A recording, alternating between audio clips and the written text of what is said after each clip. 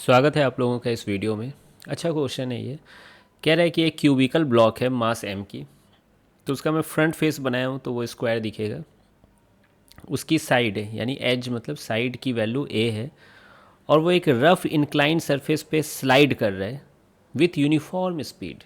है ना, मतलब ये जो वेलोसिटी है वो कांस्टेंट है।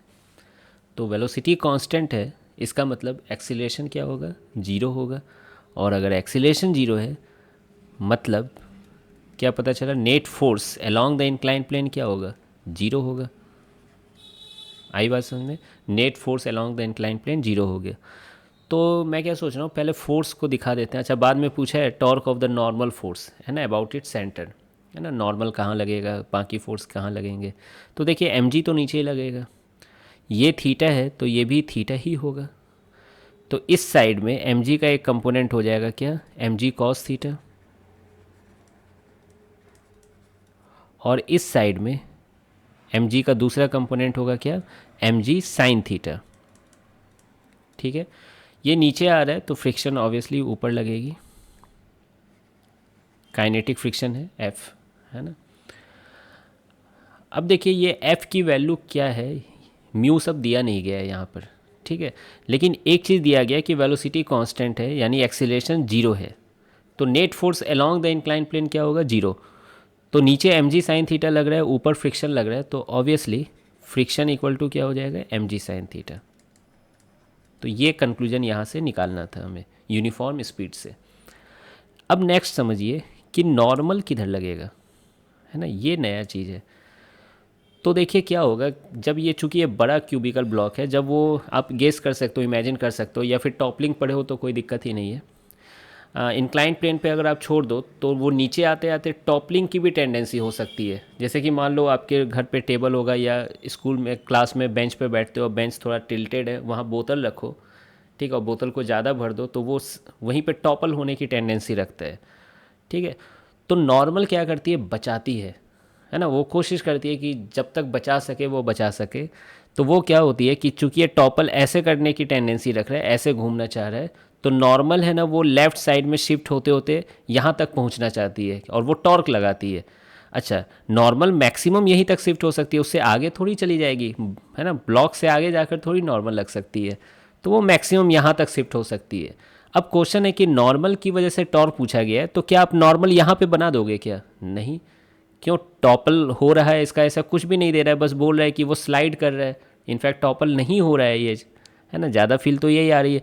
तो नॉर्मल यहाँ कहीं कुछ लग रहा होगा, और बाहर तक बना देता हूँ, यहाँ पे कहीं लग रहा होगा नॉर्मल। अब ये कितने डिस्टेंस पे लग रहा है ये तो अभी नहीं पता है मुझे डायरेक्टली, ताकि मैं एन इंटू, अगर पता होता है तो एन इंटू एक्स तुरंत कर देता। तो इसी चीज़ को हम लोग दूसरे तरीके से सोचेंगे, है ना। अब वो कैसे? तो मैं क्या कह रहा हूँ कि टॉर्क अबाउट सी जीरो है, ये मानने वाली बात है। क्यों? टॉपल नहीं कर रहा है ना, रोटेटरी इफेक्ट नहीं है, तो इसका मतलब टॉर्क भी जीरो है यहाँ पर। अब देखिए सी के अबाउट कौन कौन फोर्स टॉर्क लगा सकते थे? क्या एम जी लगा सकती थी? बिल्कुल नहीं, एम जी तो उसी से पास कर जा रही है। ठीक है, तो दो ही फोर्स हो गए ना, एक नॉर्मल और एक फ्रिक्शन, यही दो टॉर्क लगा पा रहे हैं। यानी दोनों टॉर्क लगा रहे हैं और दोनों का टॉर्क का नेट इफेक्ट क्या है? जीरो है। तो क्या मैं लिख सकता हूँ torque due to normal plus torque due to friction, इन्हीं का समेशन जीरो है। तो बताइए टॉर्क ड्यू टू नॉर्मल क्या हो जाएगा? Minus of torque due to friction. आई बात समझ में? तो देख रहे हो आप, मैं नॉर्मल का डायरेक्टली टॉर्क नहीं निकाल रहा हूँ फोर्स इंटू परपेंडिकुलर डिस्टेंस करके, मैं फ्रिक्शन का निकाल रहा हूँ, और इत्तेफाक से वही आंसर है। अब चूंकि यहाँ पर, है ना, कोई डायरेक्शन वायक्शन की बात नहीं की गई है, चूँकि सिर्फ मैग्नीट्यूड की बात की गई है, तो मैग्नीट्यूड में बस आप मॉड लगा सकते हो। ठीक है, मैग्नीट्यूड की बात हो रही है। तो देखिए टॉर्क ड्यू टू फ्रिक्शन कितना होगा, अब इस पर सोचना चाहिए हमें। तो देखिए फ्रिक्शन इधर लग रही है और ये परपेंडिकुलर डिस्टेंस है, फोर्स इंटू परपेंडिकुलर डिस्टेंस होता है टॉर्क, और परपेंडिकुलर डिस्टेंस है ए बाई टू, है ना, ये पूरा ए है तो ये ए बाई टू होगा।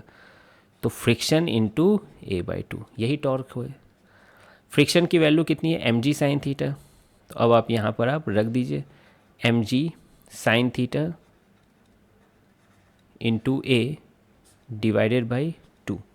तो यही फिर आपका आंसर हो गया। आंसर की में आप देख पा रहे होगे कि ए आगे लिखा हुआ है, तो वो रीअरेंज कर लेना आप, है ना, यही आंसर है। तो ये मैग्नीट्यूड वाइज है ना।